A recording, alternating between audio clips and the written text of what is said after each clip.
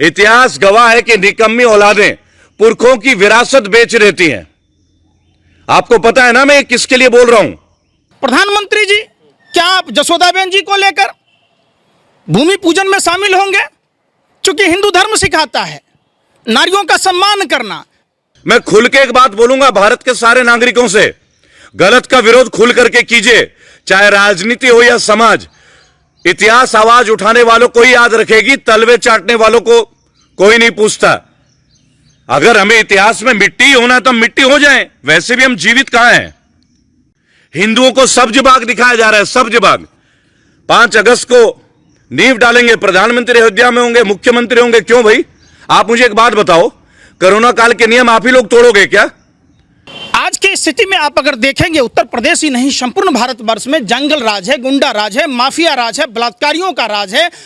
आप देखेंगे तो ये लोग किस तरीके से देशद्रोही लोग हैं।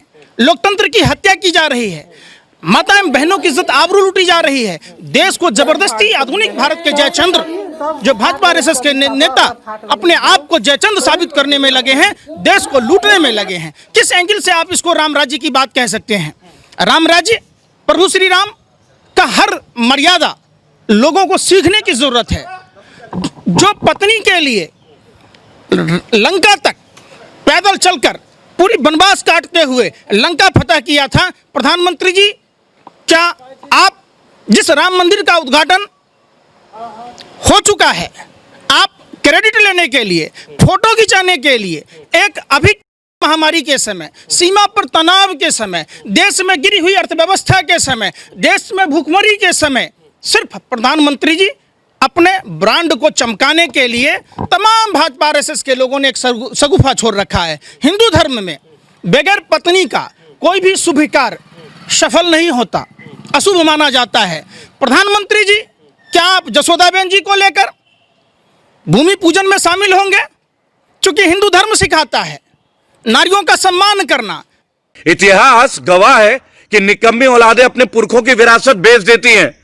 आज ओएनजीसी बिक रहा है, एयरलाइंस बिक रही है, रेलवेज बिक रही है, बीएसएनएल बिक रहा है, एफडीआई हो रहा है। तो इतिहास गवाह है ना कि देश का निकम्मी औलाद देश की सारी चीजें बेच रहा है। लेकिन नहीं।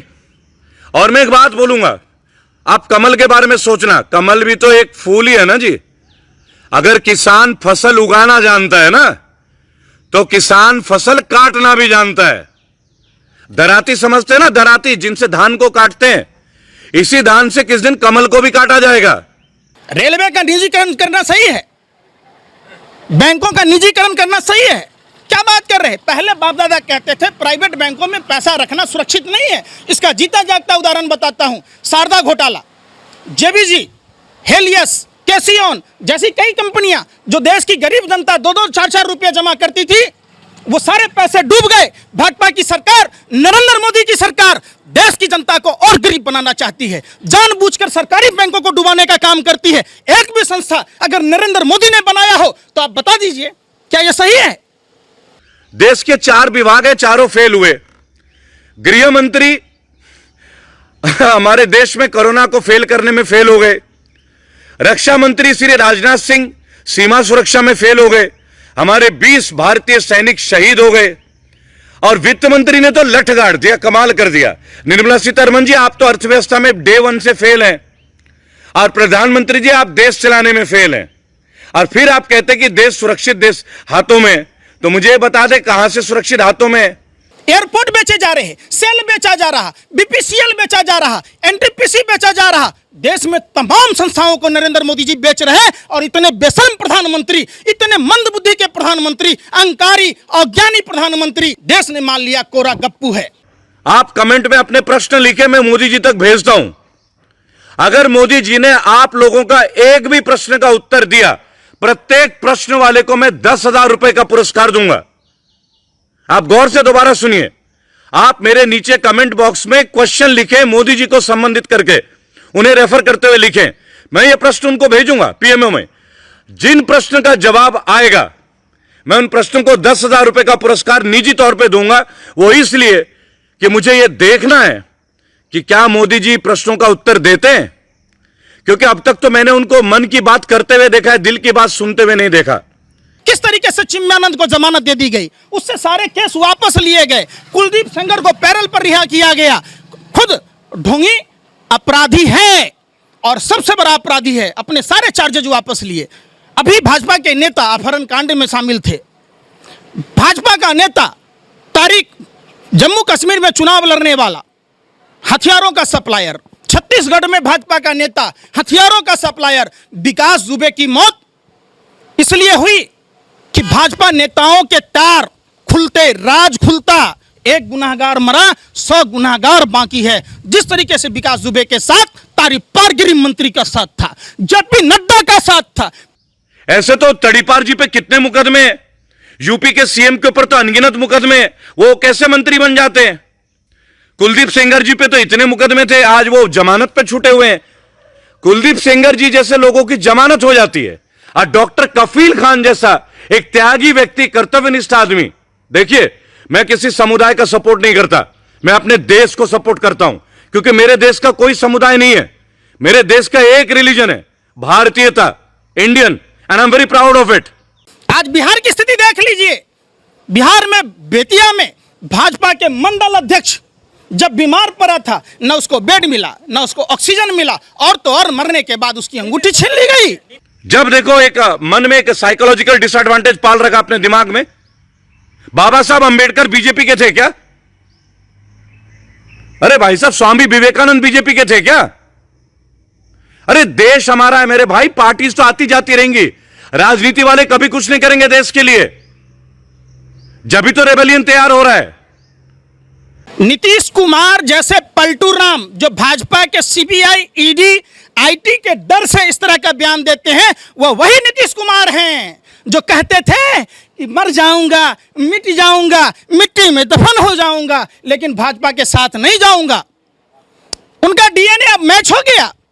बिहार के नदियों पर डैम का निर्माण होता, कोसी, कमला, गंडक, बागमती, महानंदा नदियों पर डैम का निर्माण होता, तो बिहार में बाढ़ की समस्या नहीं होती। चलो तो यार, तुम लोग इतना कुछ लिख रहे हो ना, गाली गलौज, चलो चैलेंज करता हूं, कहो अपने बीजेपी के नेताओं से, इस बार ईवीएम के बजाय बैलेट पेपर से वोट कर ले। इस बार ईवीएम के बदले बैलेट पेपर से वोट कर ले, दूध का दूध, पानी का पानी हो जाएगा। है हिम्मत?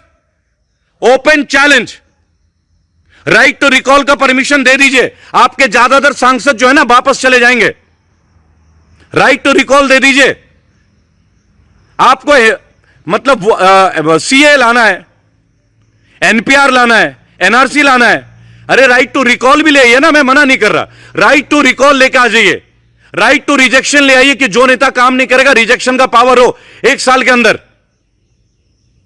आप बताओ, अरे मुद्दों पे बात करोगे ना, आप नतमस्तक हो जाओगे रेबल्स के आगे। हमने देश के बारे में सोचा है, निजी सोच नहीं है। और उसमें आप भी हैं, जो हमारे ऑपोजिशन में हैं, वो भी हमारे प्रिय हैं, क्योंकि मैं आप लोगों को भी सम्मान करता हूं, प्यार करता हूं मैं आप लोगों से, मेरे देशवासी हैं आप लोग। लेकिन जहां गलत है वहां तो बोलेंगे भाई, जायज बात तो कही जाएगी। हिंदू धर्म में थाली पीटना, बर्तन बजाना मां लक्ष्मी का अपमान है। यह प्रधानमंत्री जी कहीं से हिंदू नहीं हो सकते। अंधेरे में उजाला करना शुभता का प्रतीक है, लेकिन उजाले को अंधेरा कर फिर उजाला करना अशुभता का प्रतीक है। प्रधानमंत्री जी ने भाजपा के 40 साल पूरे होने पर पूरे देश में दिया टॉर्च मोमबत्ती जलाई। एक बात बताइए, भाजपा में प्रज्ञा ठाकुर कहती हैं हनुमान चालीसा पढ़ना। अरे कौन आदमी हनुमान चालीसा नहीं पढ़ता? मैं तो 7 बार पढ़ता हूं। हर हिंदू पढ़ता है। भाजपा वालों ने हिंदुत्व का जो पेटेंट करा रखा है, हिंदू धर्म क्या इनके बाप की बपौती है या देश इनके बाप की बपौती है? जो ये कहेंगे वही सही होगा। हिंदू धर्म में पत्नी का सबसे बड़ा स्थान है। जब एक भूमि का शिलान्यास हो गया तो दूसरा नहीं। दूसरी बात, सोमनाथ मंदिर का शिलान्यास जब भूमि पूजन हुआ, डॉक्टर राजेंद्र प्रसाद देश के प्रथम राष्ट्रपति थे, उन्होंने भूमि पूजन किया।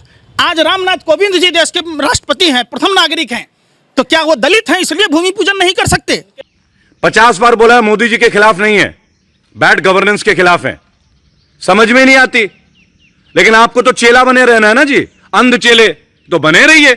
हम में कुछ है, हम में दम है, और अपना दम तो हम दिखाएंगे, अपना दम तो हम दिखाएंगे। ये लोग पूरे देश में ईंट पूजन करवाए थे, वो ईंट कहां गया? वो चंदा का पैसा कहां गया? भाजपा ने अपनी पार्टी खड़ी कर ली भगवान राम के नाम पर। जिस तरीके से रावण ने भिखारी बनकर मां सीता का अपहरण किया था, ये भाजपा आरएसएस के भगवा वस्त्र पहनकर ये भिखारी बनकर पूरे देश को लूट लिया है। आज देश में 333 रुपए का एक मास्क, देश की गरीब जनता 333 रुपए की मास्क खरीदने लायक है। यहां तक कि जिस पाकिस्तान से कंपैरिजन किया जाता है, उस पाकिस्तान में 40 रुपए डीजल का, 35 रुपए पेट्रोल का, सिलेंडरों पर 200 रुपए के दाम किए गए, और मोदी जी और भाजपा के नेताओं को शर्म तक नहीं आती। ये दिन प्रतिदिन बढ़ा रहा है।